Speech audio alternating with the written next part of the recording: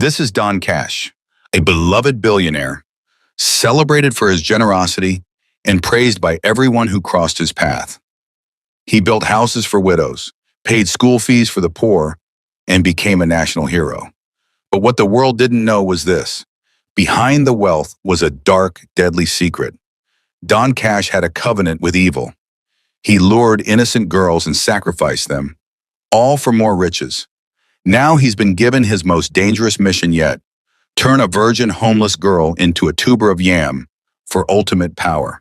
But this time, will he succeed, or will the truth finally catch up with him? This is a story of deception, justice, and the power of an innocent voice. So sit back, relax, and grab your popcorn, because what you're about to watch will shock you. And if you're just joining us, don't forget to subscribe, hit the like button, and turn on the notification bell so you never miss another powerful story.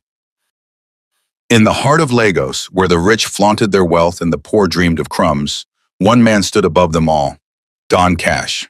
He was not just rich, he was legendary. His mansions stretched from Banana Island to Victoria Garden City. His exotic cars paraded the streets like royalty. On social media, he was a god. Men envied him, women idolized him, children waved at his convoy like he was president. People called him the man with the golden hand, because anything he touched turned to gold. He donated to orphanages. He paid hospital bills. He sponsored widows. He built schools and villages. To the world, he was the kind of man every mother prayed for as a son-in-law. But behind that generous smile and diamond-studded wristwatch was a monster. Not even his wife knew the truth. In their 12-bedroom mansion was a room sealed with 3 layers of iron. No one was allowed inside. Not staff, not security, not even his wife. "It's sacred," he'd say, kissing her forehead. "Only I must enter." And she obeyed. Why wouldn't she? He bought her cars, jewelry, took her to Dubai every 3 months. Who questions a man who gives them everything?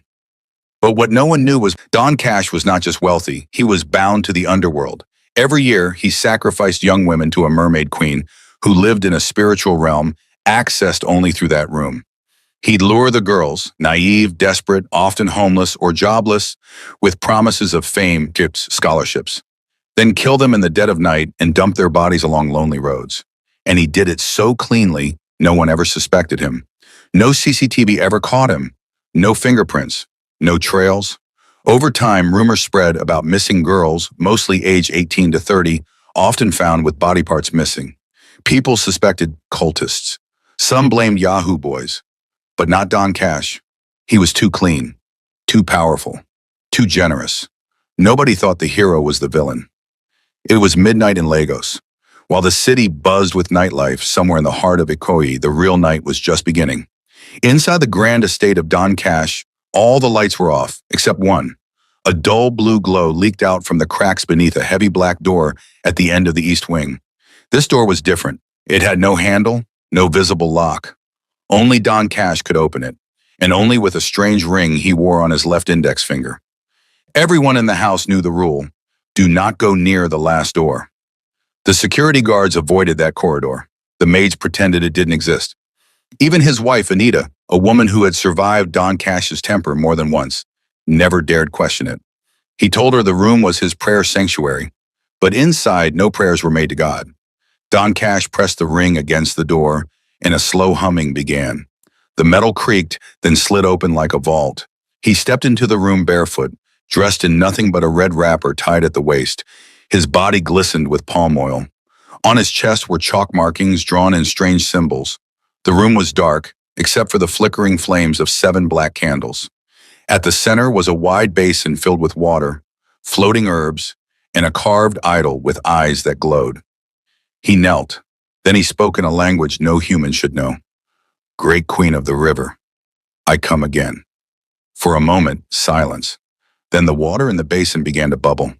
The herbs twisted. The glow in the idol's eyes intensified. And then her voice. "Don Cash, my loyal servant." It echoed deep and feminine, as though it came from underwater. He bowed. "I have obeyed your last instructions. 4 maidens in 4 months. I seek greater wealth, greater power. My enemies are growing. I must stay above them. The voice laughed. You are hungry, as always. I am ready to give more, he said. Then listen carefully, the voice whispered. The basin swirled violently. A silver mist rose, and inside it appeared the shape of a mermaid, her skin shimmering, her eyes pitch black, and her long, wet hair flowing like seaweed. I will open the doors of global riches. Fame will bow before you. Politicians will beg for your favor. But this time, I demand something special. Don Cash leaned closer. Command me, my queen. I want, she hissed, a pure one, a virgin, a girl untouched by man. But not just that. She must be homeless, innocent, with a heart that still believes in kindness. That is the soul I want. Don Cash's throat tightened. A girl like that, she continued, is rare.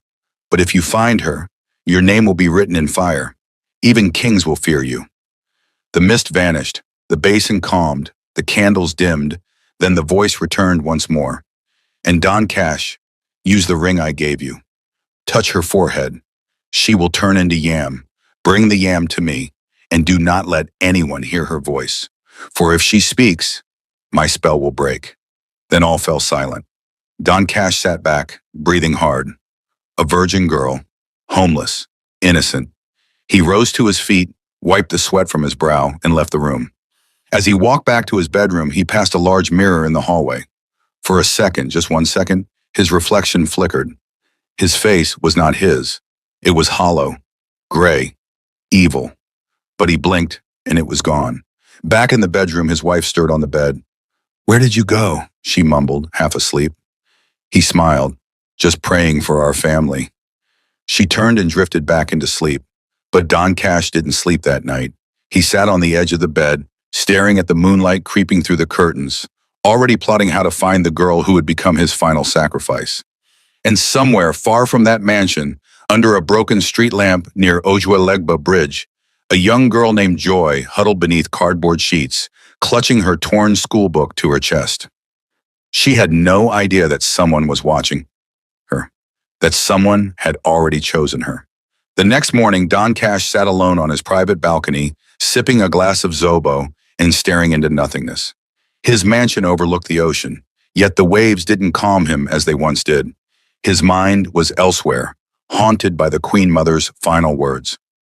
A virgin, homeless, innocent, one who still believes in kindness. He had sacrificed before, dozens, but this was different. Not because of morality, Don Cash buried that long ago, but because purity was hard to find. In a world where desperation drove many young girls to sell their bodies for survival, finding one who was untouched and still trusted strangers was like finding golden dust. But Don Cash never failed a mission. He didn't rise from a broke orphan to Nigeria's most envied billionaire by being soft. He was relentless. He picked up his phone and dialed a private number. The voice on the other end answered instantly. Yes, sir. I want a list, Don Cash said coldly. Young girls in Lagos aged between 14 and 19. Orphans, street girls, ones who haven't been corrupted. The voice hesitated. That may take time, sir. Verification of, I said I want it by nightfall. I'm not asking. Understood. He hung up. Downstairs, his wife Anita was organizing a charity gala, an event they hosted every year for the elite and press. It was her way of playing First Lady in a kingdom she never ruled. I'll be heading to the mainland later today, Don Cash announced as he walked past her. She looked up. For what? To see a real estate project in Surulere. She raised an eyebrow. I thought your boys handled that. Don Cash didn't even stop walking. This one needs my presence. She sighed and returned to her guest list, unaware that her husband was planning a ritual hunt. Later that day, Don Cash drove himself, an unusual move. He wore simple clothes, a faded shirt, old jeans, slippers, no Rolex, no rings, no designer glasses. He couldn't risk being recognized. He parked near Ojuelegba Bridge, an area crawling with homeless youth, beggars, and street hawkers. From his tinted windows, he watched them. Some smoked, some begged, some slept in his drainages. Then he saw her, a girl. She was sitting alone beside a rusted container, her head buried in an old book. Her hair was rough, but her face delicate, untouched. Her eyes moved as she read, lips forming silent words. Next to her was a small, waterproof bag, her only possession. She couldn't have been more than 16. Don Cash's heart skipped. He stared harder. She wasn't like the others. She didn't beg. She wasn't dirty. She looked lost, but not broken. He stepped out of his car and approached her slowly. "Hello, little one," he said gently. She looked up, startled but polite. "Good evening, sir. What are you doing here all by yourself?" She hesitated, then said, "I'm just reading." "In the street?" "My parents died in an accident last year. I've been on the street since then. I used to go to school, but there's no one to help me now." Her voice was soft, clear. Her innocence rang louder than the traffic around them. Don Cash smiled warmly. "What's your name?" "Joy?" "Beautiful name. You remind me of my daughter. God rest her soul." "I'm sorry for your loss, sir." He nodded solemnly. "Listen, Joy, would you like to go to school again? Eat real food? Sleep in a real bed?" Her eyes widened. "Yes, sir. More than anything." "Then come with me. I'll help you." Joy hesitated. Her eyes darted to his car. "Are you sure I can trust you?" He knelt slightly and placed his hand on her shoulder. "I help many girls like you.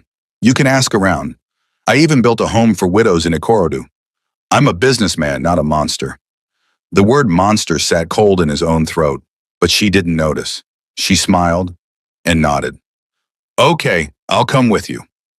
As they walked to the car, Don Cash's hand gripped the magical ring in his pocket, the same ring the Queen Mother had enchanted, the instrument of transformation. He could already see it, the ritual, the wealth, the power. He smiled, but above them the sky darkened unexpectedly, though the weather forecast had promised sunshine.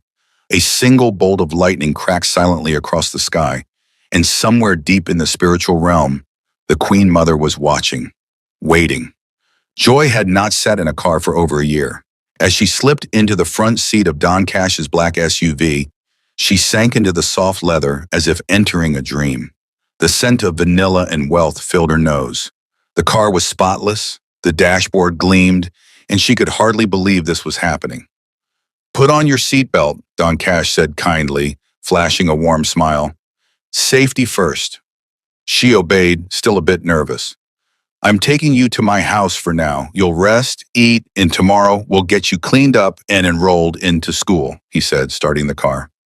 "Thank you, sir," she said, her voice shaky. "I've prayed for this for months." Don Cash smiled, but his eyes were cold behind his sunglasses. Joy sat quietly, holding her tattered schoolbook close to her chest like a shield. She had kept that book with her through rain and sun, believing one day, just maybe, she would read it again in a classroom. "Where are we going, sir?" she asked after a while, the streets growing quieter as they left the hustle of the city behind. "Somewhere peaceful," he replied, "a place where no one will disturb you." Joy smiled. "God bless you, sir. You're a good man." Don Cash's jaw tightened. The words scratched at his soul like guilt, but he shrugged them off. He had done this before, many times, but why did this one feel different? They entered a long, lonely road bordered by thick trees. Joy turned and looked out the window. "It's quiet here." "It is," he agreed. "Peaceful, just like you need." He slowed the car and turned into a hidden path. It was narrow, almost like a trail for bicycles, but he knew it well. It led to an abandoned clearing he'd used once before. A perfect place. He parked. The air was still. "Come," he said. Joy got out of the car, her sandals crunching on dry leaves. "Is this the house?" "No," he said slowly, reaching into his pocket for the ring. "I just want to show you something." Joy looked around. The trees rustled gently. A flock of birds took off from a nearby branch. Something about the air felt strange. She turned to him. "Sir?" Don Cash didn't answer. His face was blank. The warmth was gone. He stepped forward and touched her forehead with the enchanted ring. A flash of blue light burst from the ring and struck Joy's skin. She gasped. Her body stiffened. Her limbs froze. Her mouth opened, but no sound came out. Then, puff, in an instant, she was gone. In her place, a large smooth tuber of yam sat on the ground. Don Cash exhaled slowly. It had worked.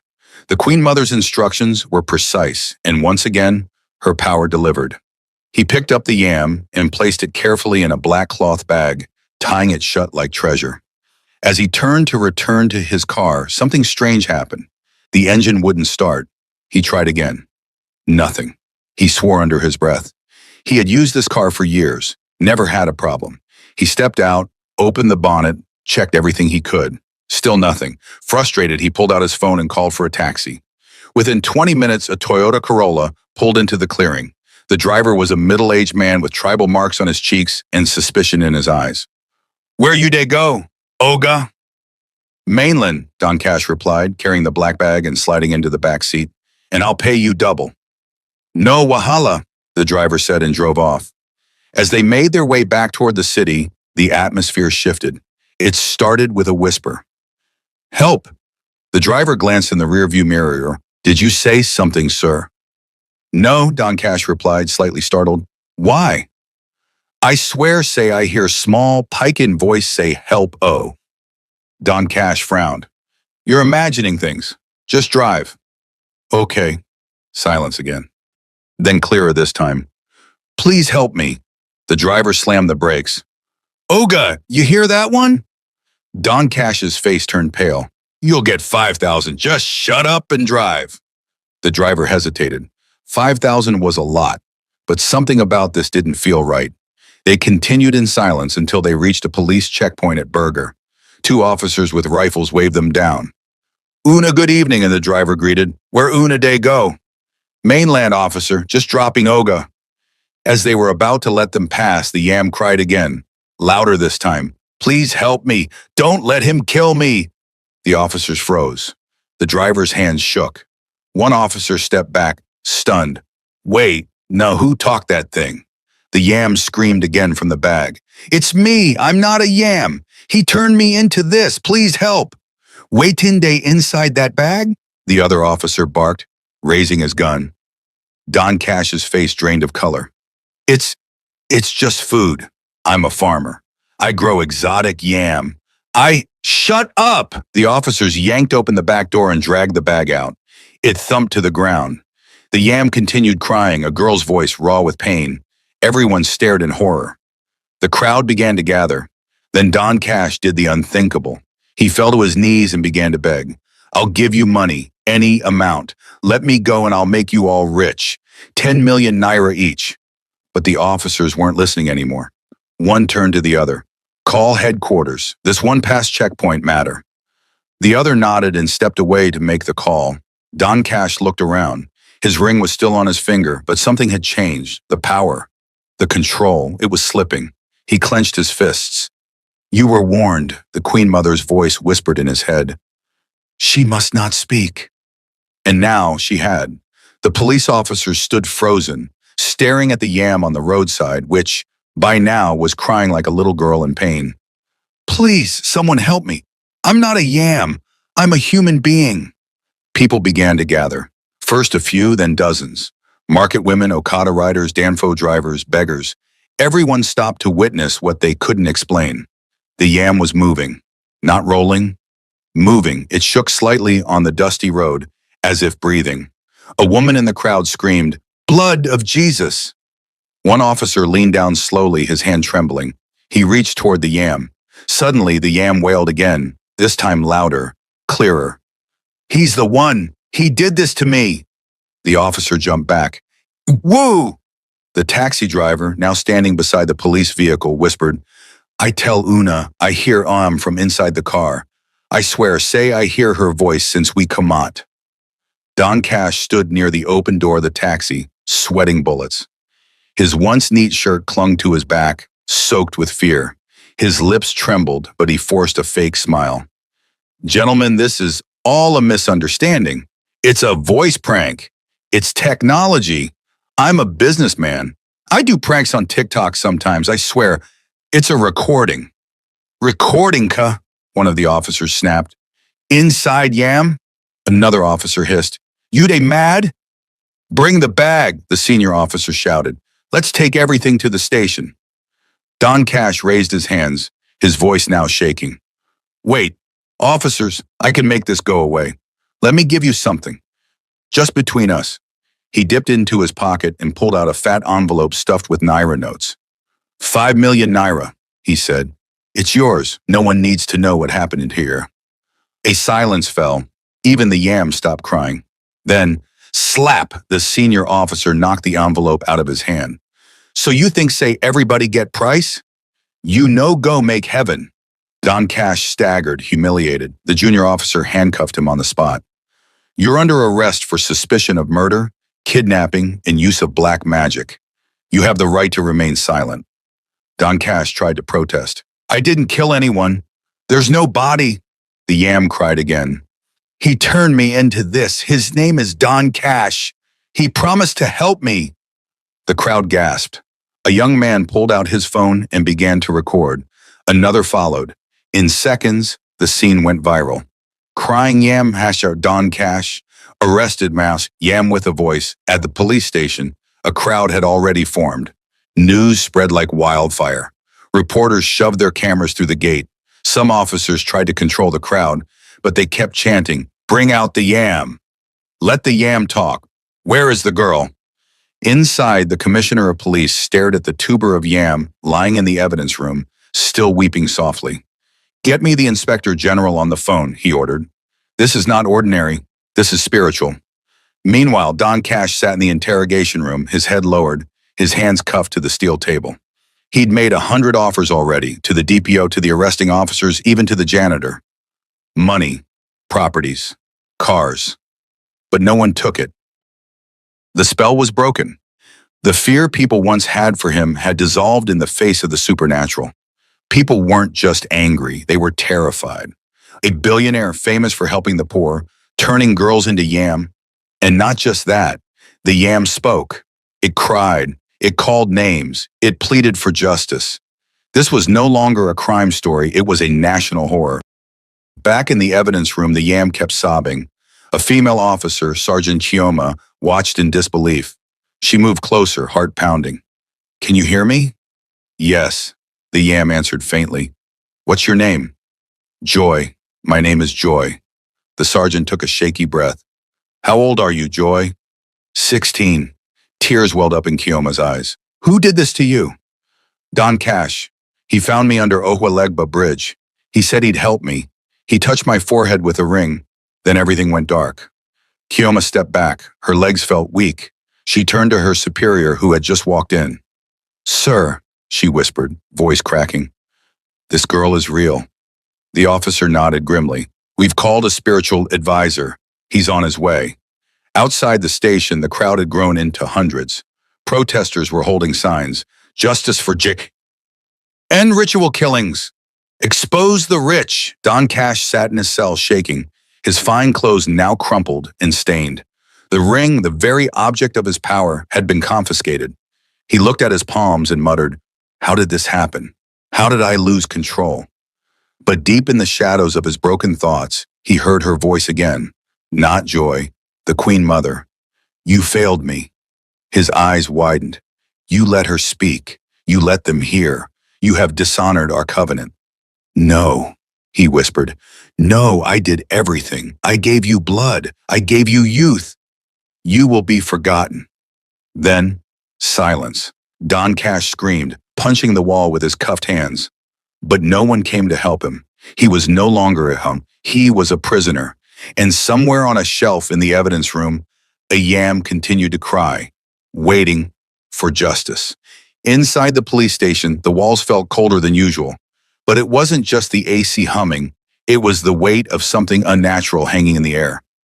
Down in the secured evidence room, the yam had not stopped crying. Help me, please. I just want to go home. The voice was soft now, exhausted, but still unmistakably human. Sergeant Chioma sat beside the table trembling. She had served for 12 years and seen all kinds of cases, murder, fraud, cult killings, but nothing like this. A tuber of yam with a child's voice, a crying yam naming her abuser. This wasn't a police case, this was spiritual warfare. By noon, the commissioner of police, top-ranking officers, and a government-assigned prophet stood in the same room, watching the yam on a velvet cloth. The prophet, an old man with a white beard clad in flowing white, lifted his staff. This child has been spiritually bound, he declared, through dark marine rituals. If you delay further, her soul may be lost forever. The commissioner nodded. Can she be restored? Yes, but the ring must touch her again.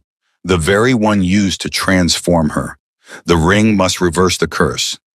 The room fell silent. One officer cleared his throat. Sir, we have the ring. It was seized during arrest. Good, the prophet said. Then bring the man who wore it. Bring Don Cash. In the holding cell, Don Cash was not the same man the world had celebrated. His face was pale, his lips dry. His voice cracked when he spoke. The weight of national disgrace had begun to break him. He had tried calling his lawyer, his political friends, even the governor he once bribed. But no one answered. He had become radioactive. No one wanted to be associated with him. So when the door to his cell creaked open and 4 armed men walked in, he didn't resist. He didn't speak. He only lowered his head. They led him to the evidence room where the prophet waited beside the still weeping Yam. Cameramen had arrived. The Minister of Women Affairs was there too, and a small crowd of media personnel huddled behind the glass. This was no longer a case. It was a national broadcast. Don Cash, the prophet said, touch the Yam with the same ring you used.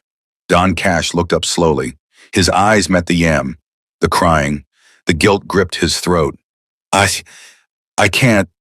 The commissioner stepped forward. If you refuse, you'll be charged for murder, child trafficking, and occultism. You'll never see daylight again. Don Cash closed his eyes. He reached into the evidence tray. His hand trembled as he picked up the ring. It was cold, colder than it had ever been. He looked at it like it was a snake ready to bite him. Then he stepped forward and placed the ring gently on the top of the Yam. A flash of blue light burst. Everyone gasped. The Yam began to spin. A strong wind blew through the room, scattering files and chairs. The prophet held his staff. The lights flickered. The ground shook faintly. Then, silence. When the light faded, Joy lay on the table, unconscious but breathing. Human again. She looked fragile, her clothes still the same. The red blouse and blue skirt she wore the day Don Cash picked her up. Gasps filled the room. Cameras flashed. A reporter screamed, "She's alive!" Another burst into tears. Even the police officers stood frozen. Sergeant Kioma covered her mouth, sobbing. The minister stepped forward and gently held Joy's hand. She's just a child. Joy's eyes fluttered open. She looked around, confused. Then her voice cracked. Where am I? You're safe now, Kioma whispered. You're free. Then she saw him, Don Cash. Joy recoiled instantly. Her body shook in terror. Him! That's him! He promised to help me! He turned me into Yam! Her voice echoed like thunder. The officers grabbed Don Cash before he could move. But he didn't run. He didn't fight. Instead, he collapsed to the floor wailing. I didn't want to do it, he cried. They promised me power. The Queen Mother. She said I'd be famous forever. I had to do it. I had no choice. The prophet pointed his staff. You had a choice. You chose blood over mercy, greed over grace. Don Cash beat the floor with his fists. I gave money to the poor. I built orphanages. I did good things. You used good to hide your evil, the commissioner said sharply. Your time is up. Joy stared at him, tears sliding down her cheeks. You could have saved me, and you turned me into a vegetable. Reporters captured every word. Within minutes, every news channel, blog, and social media platform was flooded with images. Billionaire Don Cash confesses to ritual killing. Homeless girl turned to Yam, now rescued. Nigeria in shock, as Don Cash breaks down during confession. Across the nation, outrage exploded. Protests began outside police headquarters. Youth groups demanded justice for other missing girls. Parents cried for their daughters who never came home. Every journalist in Lagos wanted an exclusive. And in the center of it all, Joy, the girl who once lived under a bridge, now stood as the symbol of survival and justice. Joy sat quietly on the hospital bed, wrapped in a soft blanket, her eyes scanning the white walls as if still unsure whether this was reality or another dream. It had been only 48 hours since she was turned back from Yam to human, but to Joy it felt like weeks. Everything had changed. She was no longer the invisible girl sleeping under a bridge. She was no longer a whisper in the crowd. She was now Nigeria's most famous survivor. Nurses peeked through the glass window just to see her. Journalists camped outside the hospital gates. The world wanted to hear her speak. But Joy, just wanted peace. Her hands trembled when she lifted a cup of water. Her sleep was shallow. The image of Don Cash's face, the moment before he used the ring, still haunted her. But she was alive, and that alone was a miracle. A knock came at the door. A gentle voice followed. "Joy, can we come in?" Joy turned. Sergeant Keoma stepped in with a woman dressed in royal blue lace. She was elegant, warm, and radiant with kindness. "Joy, this is Mrs. Evelyn Bello, the First Lady of Lagos State," Keoma said softly. "She's been following your story closely." Joy sat up quickly. "Good afternoon, Ma." Mrs. Bello smiled and came closer. "My dear child, you are incredibly brave. What was done to you was evil, but your survival is proof that God never forgets the innocent." Joy lowered her eyes, emotional. "I thought I was going to die. I thought no one would hear me." The First Lady gently took her hand. "But they did. And now we want to make sure your life changes for the better. The governor and I have agreed. We want to adopt you into our family." Joy's eyes widened. "What?" she whispered. Mrs. Bello continued. "We have no daughter, only sons. But from the moment I saw your face on TV, I felt it in my spirit. You are the daughter I've been waiting for." Keoma smiled through tears. Joy blinked, stunned. You want to take care of me?" "Not just take care," Mrs. Bello said, hugging her. "You will go back to school. You will have your own room, your own bed. You'll never have to beg again. You'll be protected, cherished, and empowered." Tears rolled down Joy's cheeks. She had no words, only sobs of gratitude. 3 days later, a national press conference was held in Abuja. It was broadcast live. The hall was filled with governors, senators, activists, religious leaders, and school children holding signs that read, "We stand with Joy. Protect our daughters. End ritual killings." Joy stepped up to the podium, dressed in a beautiful purple gown, her hair braided neatly. Her voice was soft, but the room fell silent to hear her speak. "My name is Joy. I used to live under Ojuelegba Bridge. I used to believe no one could ever see me." She paused, voice cracking. "But now the whole world is watching.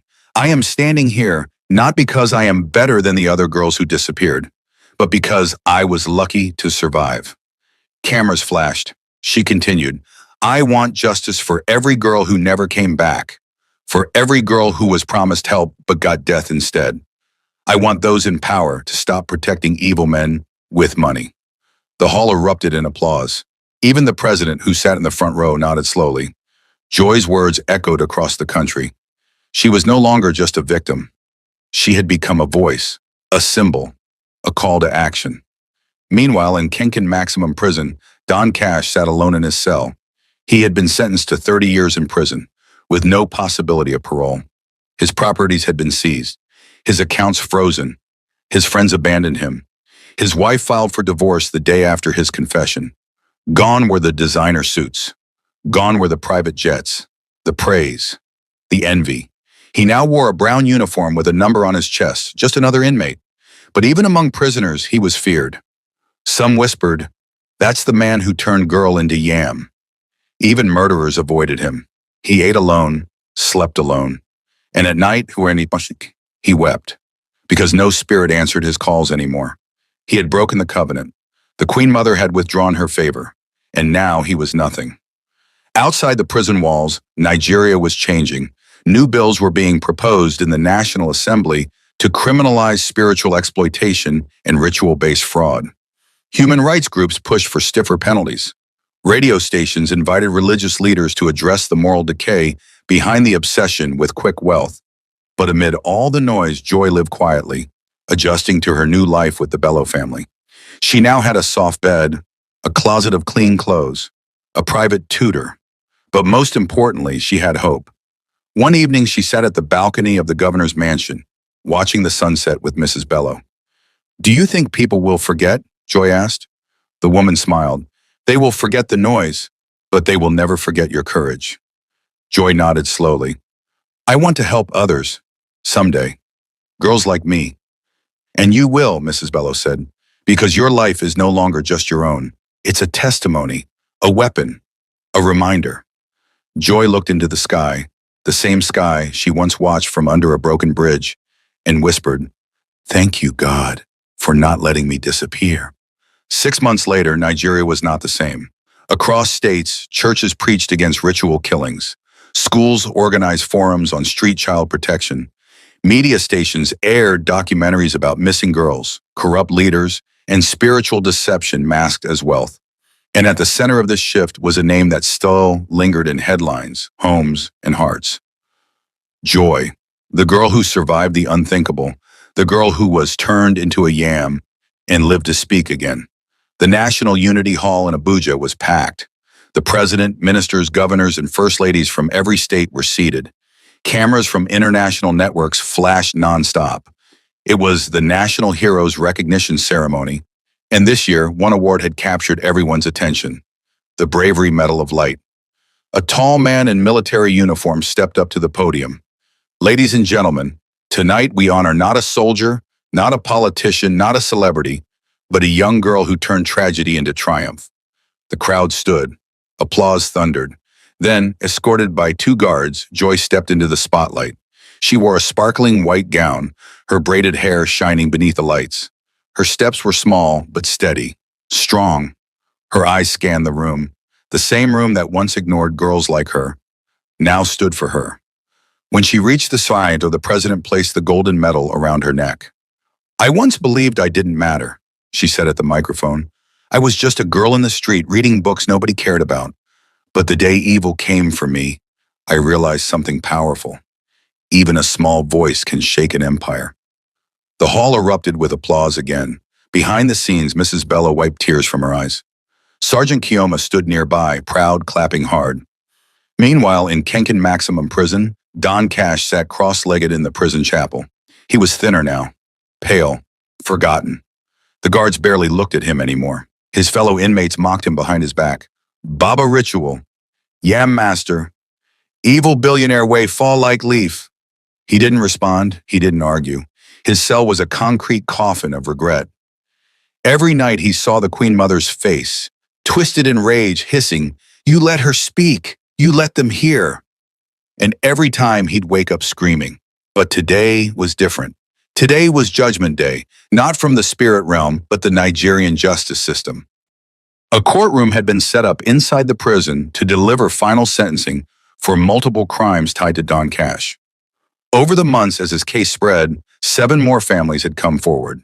7 missing daughters, 7 untraceable cases, and all linked to Don Cash through digital footprints and evidence found in his secret room. The judge was firm. "I hereby sentence Donald Okafor, also known as Don Cash, to life imprisonment for the kidnapping, attempted murder, and ritual abuse of 8 Nigerian girls, including minor Joy Udo." The courtroom was silent. Then came the final blow. Furthermore, all assets belonging to Mr. Okafor shall be auctioned, and 70% of the proceeds will go toward a national fund to protect and rehabilitate homeless children and victims of abuse. It was done. Don Cash bowed his head. He had built empires, but now he would die nameless, in chains. Across the country, a wave of hope rippled through communities. In Makoko, under the same bridge where Joy once slept, a new shelter had been built. The Joy Udo Foundation Home for Street Girls. Every mattress had her name engraved. Every girl that entered was taught the story of the girl who once lived among them and rose again. Joy often visited. She'd sit with the girls, play games, read stories, not as a celebrity, not as a national symbol, but as someone who understood. "Some people try to survive," she once told them, "but you were born to shine. Don't let the street define your future." On the evening of December 24th, Joy sat with the Bello family, sipping orange juice by the balcony of the governor's mansion. Christmas lights blinked gently across the compound. Fireworks cracked in the sky. Mrs. Bello touched her shoulder. "How do you feel?" Joy smiled. "Peaceful." "You've made the world listen, Joy. I hope you know that." Joy nodded slowly. "I do, but I'm not done yet." Mrs. Bello raised an eyebrow. "Oh." Joy turned to her. "I want to study law." Mrs. Bello lit up with a smile. "Law?" "Yes," Joy said, "not to get rich, but to fight, to protect girls like me, to make sure no one ever turns a child into silence again." The older woman wiped a tear. "Then that will be our next mission." They clinked their glasses. In the final hours of the year, as 25 approached, the entire nation watched one last viral clip on TV and online. A short documentary titled The Girl Who Came Back. It ended with these words: "In a world where greed hides behind power, one voice rose from the dust. One girl, once homeless, became hope for millions. Her name was Joy, and she reminded us all that light will always defeat darkness." Moral of the story: evil may hide behind wealth and charm, but no darkness can silence the truth forever. The cries of the innocent will always be heard, and justice, though delayed, will come. True power is not in money or status, but in compassion, integrity, and the courage to stand against evil. Even the most forgotten soul, like a homeless girl, can become a voice that changes a nation. Thank you so much for watching this powerful story.